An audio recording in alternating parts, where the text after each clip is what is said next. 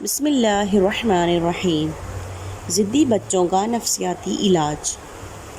روزانہ کسی نہ کسی چیز کو لے کر ضد کرنا، بہن بھائیوں سے لڑائی جھگڑا، والدین یا کسی کی بات کا سیدھے منہ جواب نہ دینا، نہ ہی بچوں کا کہنا ماننا وغیرہ ان کی روزمرہ کی عادت ہوتی ہے۔ زیادہ تر بچے بڑھتی عمر میں انتہائی حد تک ضدی ہو جاتے ہیں۔ ایسے بچوں کو نظر انداز کرنے کے بجائے ان سے شفقت سے پیش آتے ہوئے ان کی نفسیات کو سمجھنے کی کوشش کریں کہ وہ آخر ایسا کیوں کر رہے ہیں۔ کیا وہ اپنے انداز سے والدین کی توجہ حاصل کرنا چاہ رہے ہیں یا پھر اس کی کوئی اور وجہ ہے۔ خیال رہے کہ ضد کے موقع پر بچے سے غصے میں بات کرنے کے بجائے تحمل اور نرم لہجے میں بات کریں تاکہ وہ مزید بگڑنے کی آپ سے اپنی شکایت بیان کرے۔ بعض اوقات ضدی بچے اپنے والدین کو بلیک میل کرتے ہوئے خود کو نشانہ بنانے، گھر چھوڑ کر جانے یا پھر چیزیں توڑنے وغیرہ کی دھمکی دینے کے علاوہ والدین کو تنگ کرنے، بیجا ضد جیسی نازیبا حرکتیں کرتا ہے۔ بچہ انتہائی عقل مند بھی ہوتا ہے۔ اپنی سوچ کے مطابق وہ بھی اپنے والدین کی نفسیات کو بہتر طور پر سمجھتا ہے اور وہ اس بات سے بخوبی واقف ہے کہ والدین اس کا نقصان ہرگز برداشت نہیں کریں گے۔ لہٰذا وہ مہمانوں کے سامنے بدتمیزی کرتا ہے یا اپنی بات منوانے کے لیے زور زور سے چیختا، روتا اور مچلتا ہے تاکہ محلے والے کو بھی اس کی آوازیں سنائی دیں۔ دراصل بچہ فطری طور پر بہت معصوم اور بھولا ہوتا ہے۔ ہمارا ماحول اور معاشرہ اسے سب کچھ بنا دیتا ہے۔ ہر بچہ اپنی فطرت پر پیدا ہوتا ہے، لیکن والدین کی تربیت ہی بچے کو شریر اور بدتمیز یا تمیزدار بناتی ہے۔ خدا نخواستہ آپ دانستہ طور پر ایسا نہیں کرتے، بلکہ وجہ یہ ہے کہ کبھی کبھی والدین اپنے بچے کی نفسیات کو بہتر طریقے سے نہیں سمجھ پاتے۔ ایسے بچوں پر توجہ نہ دی جائے تو ان کی تعلیم اور شخصیت بے حد متاثر ہوتی ہے۔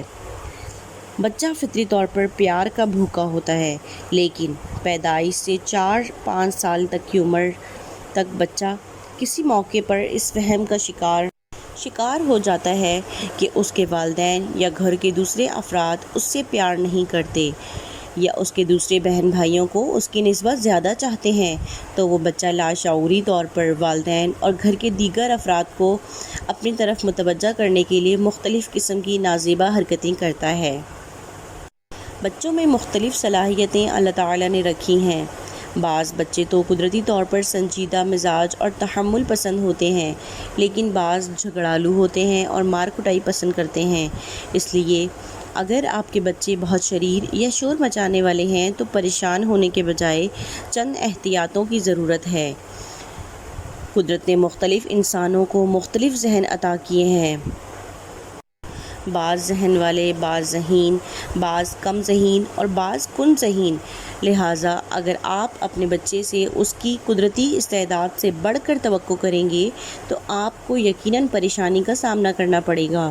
کوشش کیجیے کہ آپ اپنے بچے کی قدرتی صلاحیت اجاگر کریں۔ اگر آپ کا بچہ فطرتی طور پر مار کٹائی کا شوقین ہے اور آپ دیکھتے ہیں کہ وہ بہن بھائیوں یا ہم جولیوں کے ساتھ بات بات پر ہاتھا پائی کر کے اترتا ہے، تو ذہانت کے ساتھ اس کے اس رجحان کو کسی دوسری طرف مائل کر سکتے ہیں۔ نفسیات کی زبان میں اس طریقے کو تصعید کہا جاتا ہے۔ لہٰذا اگر آپ بچے کے رجحان کی تصدیق کر لیتے ہیں تو سمجھ لیجئے کہ آپ نے بگڑے ہوئے بچے کو بچا لیا۔ مثال کے طور پر اگر بچہ دیواروں پر لکھتا ہے تو اسے کاغذ یا لکھنے کے لیے سہولت فراہم کریں تاکہ وہ دیواروں کے بجائے کاغذ پر اپنا شاہکار بنا سکے۔ اگر بچہ دوسروں کو مارتا ہے تو اس کے لیے ایک عدد باکسنگ بیگ درکار کریں جس پر بچے کو گھونسے مارنے کو یقیناً کہا جائے گا۔ بچہ اب ان جیسی چیزوں میں دلچسپی لے گا اور یوں اس کے فطرتی رجحان کی تصعید ہو جائے گی۔ ہو سکتا ہے کہ آپ کا بچہ یہی بچہ بڑا ہو کر باکسر یا آرٹسٹ بن جائے، اور اگر آپ کا بچہ فطری طور پر شور مچانے کا شوقین ہے تو گھبرانے کے بجائے اسے وقتاً فوقتاً شور مچانے دیجیے۔ یہ اس کا پیدائشی حق بھی ہے۔ اگر آپ اسے ہر وقت ڈرائیں گے تو ممکنہ طور پر وہ وقتی طور پر آپ سے ڈر کر خاموش ہو جائے گا، لیکن اندر ہی اندر گھٹن محسوس کرے گا، اور نتیجہ یہ ہوگا کہ وہ دوسروں کی نازیبا حرکتیں اور شرارتیں اس کے اندر مائل ہو جائیں گی۔ بچے کو اپنے ہمجولیوں کے ساتھ مل کر شور و غل کرنے دیجیے، اس میں آپ کا نقصان کم اور بچے کا فائدہ زیادہ ہے۔ ابتدائی 5 سال میں بچے کی شخصیت پر ہونے والی نشوونما بے حد متاثر ہوتی ہے، گویا 5 سال میں بچے کی شخصیت کی تعمیر ہو جاتی ہے۔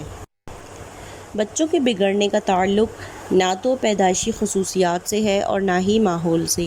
دراصل انسان کے تمام کردار پر اس کی پیدائشی خصوصیات اور ماحول دونوں اثر انداز ہوتے ہیں اور اسی بنیاد پر اس کا کردار بنتا ہے۔